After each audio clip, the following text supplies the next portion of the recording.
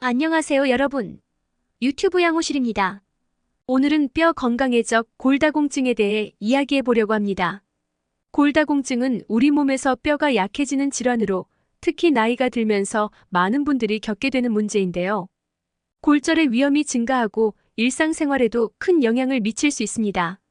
오늘 영상에서는 골다공증의 원인, 예방 방법, 그리고 건강한 뼈를 유지하기 위한 팁을 소개해 드릴게요. 여러분의 뼈 건강을 지키기 위해 지금부터 함께 알아보도록 하겠습니다. 골다공증은 뼈의 밀도가 낮아지고 뼈의 구조가 약해져 작은 충격에도 쉽게 골절되는 질환입니다. 흔히 뼈에 구멍이 숭숭 뚫린다고 설명되곤 하는데, 이는 골다공증이 뼈의 양과 질 모두를 저하시켜 뼈가 쉽게 부러질 수 있는 상태로 만든다는 의미입니다. 하지만 골다공증 자체로는 특별한 통증이나 불편함을 느끼지 못하기 때문에 증상이 거의 없고 많은 사람들이 뼈가 약해지는 것을 알아차리지 못합니다. 이는 골다공증의 가장 큰 위험 요소 중 하나입니다. 골다공증은 흔한 질환입니다. 특히 폐경 이후의 여성들에게 자주 나타나며 50세 이상의 여성 10명 중 3명은 골다공증을 앓고 있고 5명은 골다공증의 전 단계인 골감소증을 앓고 있습니다. 남성도 예외는 아닙니다. 50세 이상의 남성 중 5명 중 1명은 골다공증이나 골감소증을 경험하고 있으며 이 중 다수는 자신이 골다공증을 앓고 있는지 모를 수 있습니다.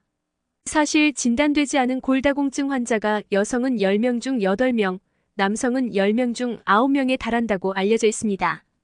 이는 많은 사람들이 골다공증을 조기에 진단받지 못하고 있어 위험에 노출되어 있다는 뜻입니다. 골다공증의 진단을 받는 것은 자신의 건강을 챙기는 중요한 첫걸음입니다. 골다공증의 원인과 위험 요인은 다양합니다. 첫 번째로 나이가 들면서 자연스럽게 발생하는 골다공증이 있습니다.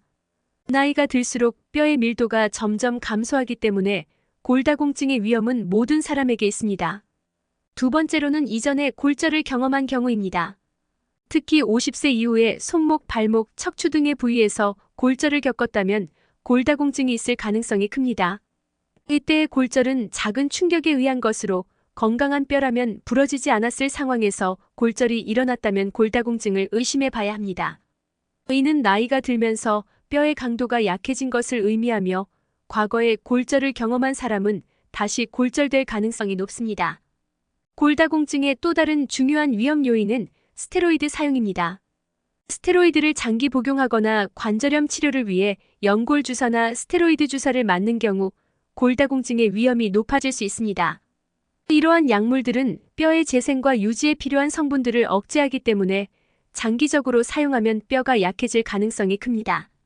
또한 항암 치료를 받은 환자나 영양 상태가 불량한 사람들, 특히 식사를 잘하지 못하는 경우에도 골다공증의 위험이 높아집니다. 이는 근육뿐만 아니라 뼈 역시 영양 공급이 부족해지면 약해지기 때문입니다. 비타민 D 부족도 중요한 원인 중 하나입니다.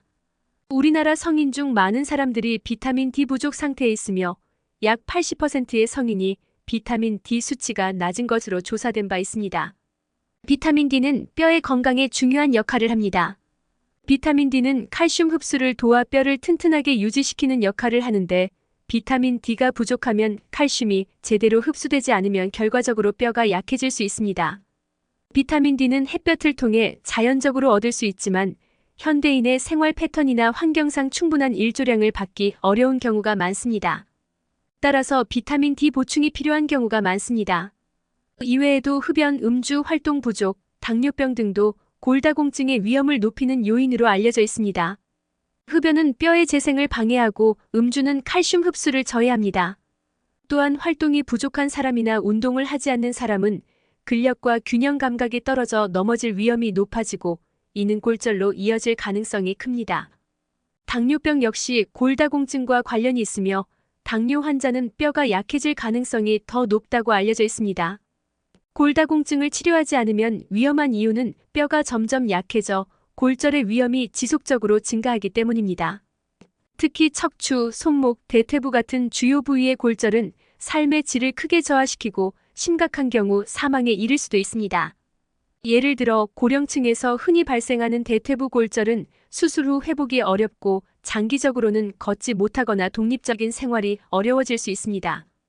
척추 골절의 경우, 심한 경우 허리가 굽어지는 등의 변화가 일어나며 이로 인해 일상생활에 큰 지장을 줄 수 있습니다.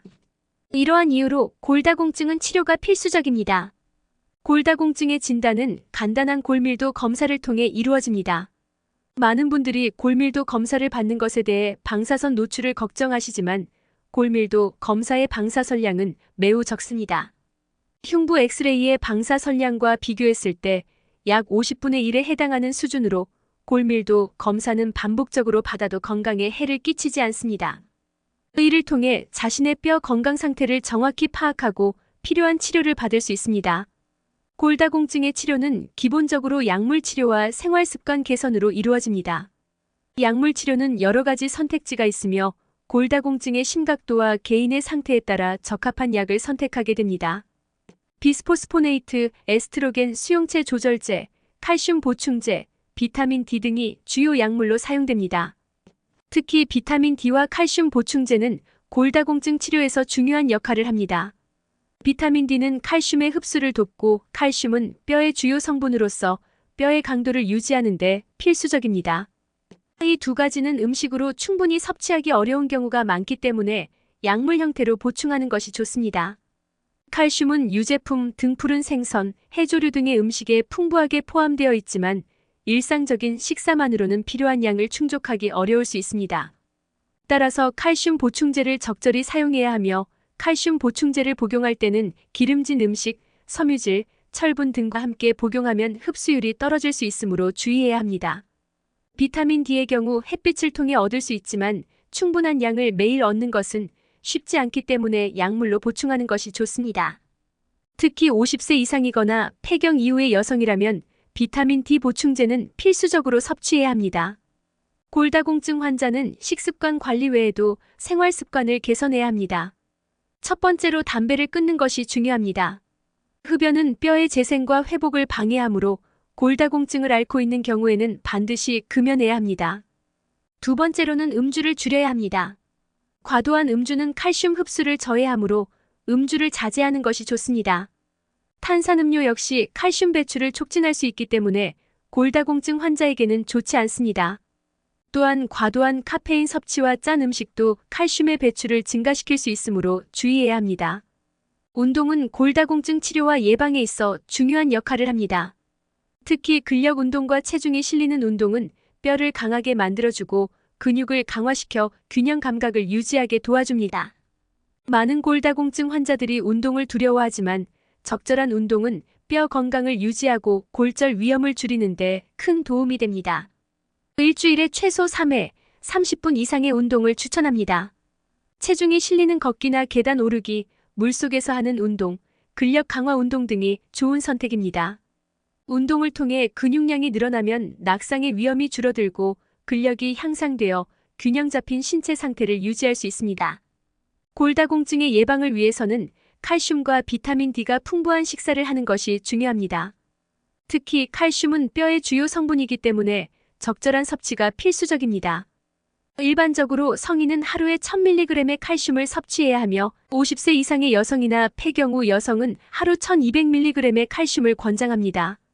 칼슘이 풍부한 식품에는 유제품 우유, 치즈, 요거트, 두부, 브로콜리, 청경채, 피스타치오, 멸치, 생선 등이 있습니다. 비타민 D는 뼈의 건강을 유지하는 데 도움을 주는 중요한 영양소입니다. 비타민 D는 뼈에 필요한 칼슘의 흡수를 도와주고 뼈의 형성과 재생에 기여합니다. 하루에 필요한 비타민 D의 양은 성인의 경우 600IU, 70세 이상의 성인은 800IU가 권장됩니다.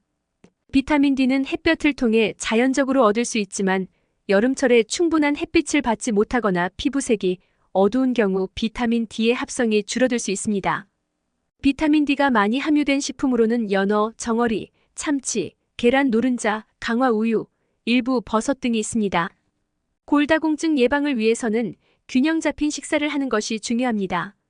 단백질, 비타민, 미네랄 등이 고루 포함된 식사를 통해 뼈 건강을 유지할 수 있습니다.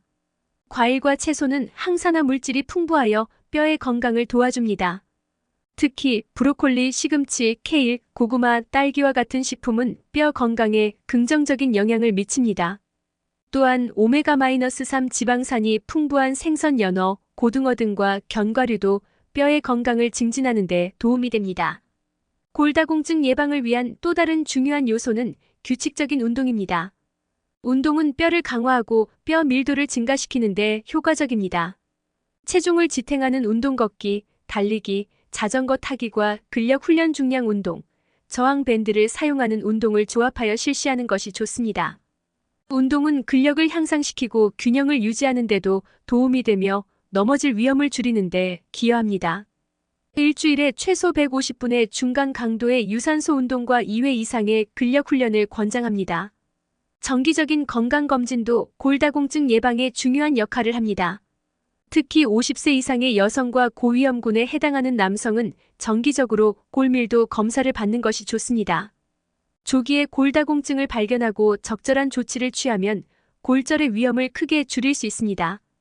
필요시 의사와 상담하여 적절한 검사를 받고 예방 조치를 취하는 것이 중요합니다. 마지막으로 생활 습관의 개선이 골다공증 예방에 큰 도움이 됩니다.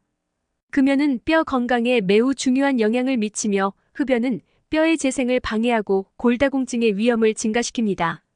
음주도 적당히 조절해야 하며 과도한 음주는 뼈에 해로운 영향을 미칠 수 있습니다. 건강한 체중을 유지하고 스트레스를 관리하는 것도 골다공증 예방의 중요한 요소입니다. 이렇게 골다공증은 조기 진단과 예방 그리고 생활 습관의 개선을 통해 충분히 관리할 수 있는 질환입니다. 모든 사람들이 자신의 뼈 건강에 관심을 가지고 적절한 조치를 취함으로써 건강한 삶을 영위할 수 있도록 노력해야 합니다. 골다공증 예방을 위한 올바른 정보와 실천이 결국에는 건강한 뼈를 만들어주며 삶의 질을 높이는 데 기여할 것입니다.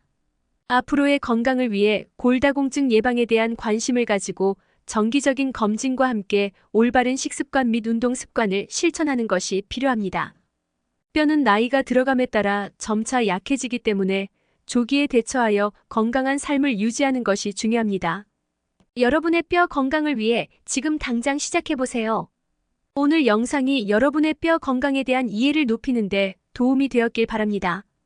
골다공증은 예방할 수 있는 질환이니 정기적인 검진과 함께 건강한 식습관, 운동 습관을 실천하는 것이 중요합니다. 오늘 소개해드린 정보가 유익했다면 좋아요와 구독 버튼 눌러주시는 거 잊지 마세요. 다음 영상에서 더 유익한 내용으로 찾아뵐게요. 모두 건강한 하루 되세요. 감사합니다.